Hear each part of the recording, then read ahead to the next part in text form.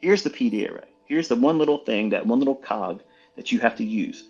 Focus just on this, but only look for it between this beginning time and this ending time, and practice with that until you get really, really good at doing that one thing.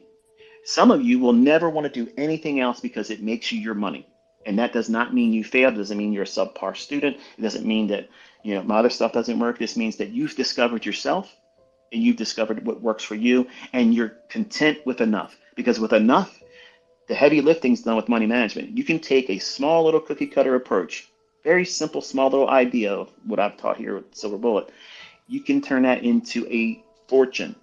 It's all how you manage the money and you submit the time. I literally was telling Cameron this the other day. I said, when you swing for the fences and you're trying to do your model, what you were messing up with is you see how when it starts to run real quick, you take the limit orders off. And you think it's going to keep running and go like 200 handles. And you abandon the easy objective of getting to your target, getting paid, and moving to the sideline and letting yourself be content with, I made this work for me. And then learn by experience that this is how many times over the course of 3 months, 6 months, a year, this is how many times I did that very thing. And yes, 50 to 100 times more, it went way beyond where I got out at. That's encouragement that you were doing the right thing.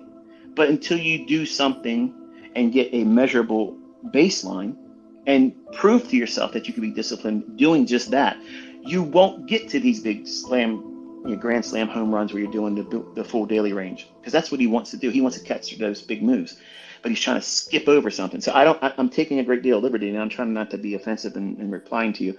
I don't know what you've done, and I don't know how you yourself, and please don't be offended by what I'm about to say, Kit, or anyone else that's listening.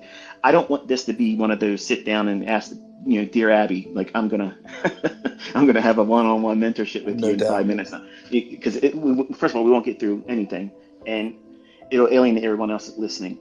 But I'm trying to be inclusive, so that way everyone that may have a question or something similar along the same vein, you have to have a target. You have to have an approach. What are you framing the draw on liquidity? Are you using a day where you think that it dropped early in the day, but eventually it's going to have a higher close or a higher high in the day? Okay, then that sets the framework for you, probably avoiding the morning session. Don't do anything in the morning session, and set your sights on the PM 2 o'clock to 3 and or 3 to 4. There's a silver bullet in there. Okay, it's going to be there. But what are you going to be aiming for? In that case, if you thought that the morning session dropped was just making the low of the day, and then the PM session is going to just expand going higher going into the close, well, it goes without saying that you're going to be looking for expansion in the afternoon. So what would you be looking for? Well, was yesterday's high higher than where you've traded today intraday? If it is, that's what you aim for. That's your draw on liquidity. And if you're using that as your basis, okay, wonderful. You're looking for 5, 10, 15 handles, whatever your silver bullet target is. I don't want to try to force it into just only being 5. But in the beginning, I believe everybody should be striving for just 5 handles. Because if you can consistently prove it to yourself that there's a probability behind it, and it's measurable that you can do it if you commit yourself to it. And then you have a track record that you've journaled. This is what I thought was going to happen. This is where I entered it. This is where I framed the risk. This is where I tried to get out at. And this is how many times it panned out for me. And this is how many times that it didn't pan out for me. And I'm still going to stick with it over time. I'm going to get better at it. And then after a while, when it's comfortable for you, but not in a hurry, don't be in a rush to do it. Go from trying to aim for 5 to 10 handles, and then live there for a little while, a couple months. Don't try to force it, because you literally can change the entire trajectory of your life. Much like going back to what I was saying about my son, I said, Cameron, when you look at these trades, you don't realize that what you're doing, a couple $100 here and a couple $100 there per day, like they're the building blocks of you having something that's going to yield thousands of dollars per day, thousands of dollars per trade. But you have to allow for that to finally settle in on you.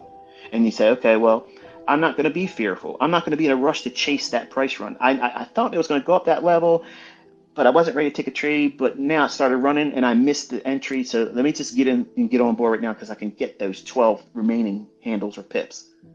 That's the mistakes he's making. So he's demanding, he's absolutely precise, and he has to know exactly how far it's going to go. And that messes with everybody in the beginning, no matter what you trade with. You get caught up in the excitement of that price action running, or you think it's running, and then when you chase it, it pulls back on you and it crushes you. Because he only has $1,000 daily max drawdown, he still is trying to do two contracts when I've told him one. I don't know if you're doing that either. I don't know if the other listeners that would have an opportunity to sit here and say something, would they be honest and say, yeah, I do that too? Or are they not doing it? Is it something else? So there's a lot of things that would, you know, create the difficulty.